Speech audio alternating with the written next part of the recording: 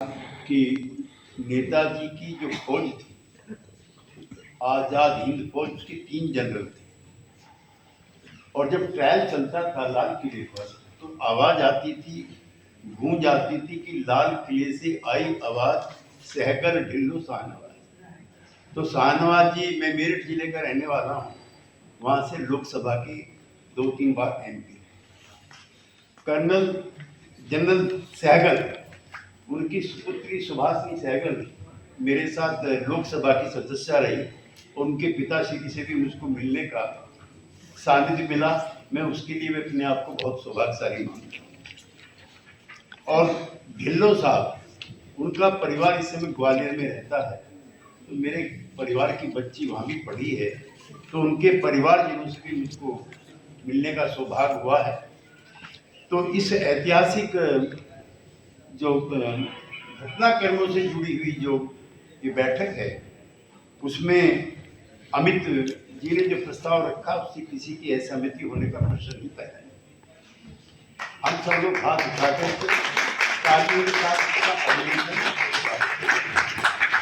मैं और रीता थोड़ा इतिहास को बारीकी से भी देखा है। मैं पिछले दिनों मास्को गया तो करीबन कोई 7 करोड़ के करीब आदमी सेकेंड वर्ल्ड वॉर में मरे हैं और उस मैसेकर का जो सबसे बड़ा जो खलनायक है वो हिटलर। पूरा ईस्ट यूरोप जो है उसको रौंद करके मैं बेलारूस भी गया, मैं कीव भी गया, मैं मास्को भी गया, रास्ते में कई जगह गया, तो जहां जहां हिटलर गया है वहां तबाही। और ये सेकेंड वर्ल्ड वॉर का दौर अमित जी ऐसा है जिसमें तोजो से भी, मुसोलिनी से भी और हिटलर से भी आजादी के आंदोलन के जो नेता थे उनके कई सवालों पर ऐसे हैं। तो उस प्रसंग से हमारा ऐसा कमिटमेंट नहीं है, बाकी पूरे प्रस्ताव से हमारी सहमति है और आप एक अच्छे और बढ़िया काम में लगे हुए हैं।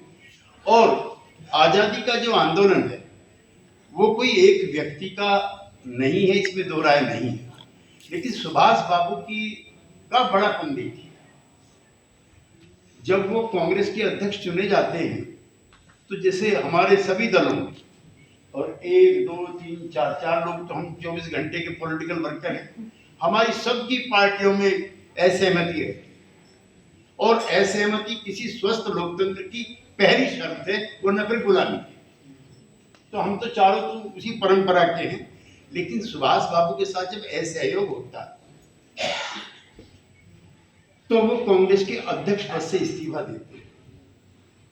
और रीता जी हमसे ज्यादा पढ़ी लिखी है, एक भी प्रसंग ऐसा नहीं है कि उन्होंने राष्ट्रपिता महात्मा गांधी के बारे में या अपने उस पितृ संगठन कांग्रेस के बारे में एक भी हल्की टिप्पणी, बल्कि अगर मैं ये कहूं कि वो स्वेच्छा से पदत्याग करके गांधी जी को और उनके सहयोगी साथियों को आजादी की लड़ाई को क्रमबद्ध तरीके से और तेज की जाए, उसके लिए इस पद का त्याग करके जाते हैं, तो कभी हो।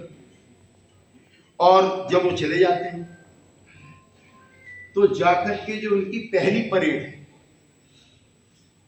उस पहली परेड में जो पहली पंक्ति की बनती है ब्रिगेड, उसका नाम गांधी ब्रिगेड या महात्मा गांधी ब्रिगेड सुभाष बाबू रखते हैं। तो ये नैतिकता भी हमें सुभाष बाबू से सीखनी, उनके पद चिन्हों पे इस मामले में भी चलना चाहिए।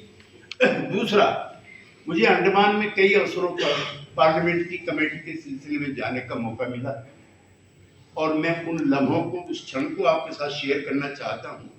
एक छोटी सी पहाड़ी है शहर के बीचों बीच, जहां सुभाष बाबू ने तिरंगा झंडा फहराया था, अंडमान निकोबार। फिर जिसका जिक्र अभी आप कर रहे हैं, नॉर्थ ईस्ट में इम्फाल के अंदर भी और भी कई जगहों पर, इतिहास के अभी सतपति जी बता रहे थे, ऐसी कई जगह मिल जाएंगी। एक जगह पे तो सुभाष लाइब्रेरी बनी है, मुझे वहां भी जाने का मौका मिला है और इसमें दो राय नहीं है कि वो कांग्रेस को भी रेडिकलाइज करना चाहते हैं। कई साथियों की कांग्रेस फ्रीडम मूवमेंट के दौरान ऐसी इच्छाएं, अभिलाषाएं रहती थी कि कांग्रेस थोड़ा तेजी से चले, इसलिए उनकी संस्था का नाम भी फॉरवर्ड ब्लॉक बना। फॉरवर्ड ब्लॉक के कई एमपी हमारे साथ रहे लोकसभा में, उनसे प्रेम की, प्रसंग की, सारी चीजों की जानकारी हमें मिलती रही। और जो समूचा भारत था, उसका जो आजादी के आंदोलन का इतिहास था, जिसके दो तो हमारे बैठे हैं, भगुना जी की सुपुत्री जी भी और शास्त्री जी की भी, वो सभी वर्गों का, सभी समूहों का एक साथ था। उसमें अलग अलग धाराएं हुई, लेकिन सुभाष बाबू ने सिखों को भी, मुसलमानों को भी, हिंदुओं को भी, सबको बांध करके एक साथ रखा था।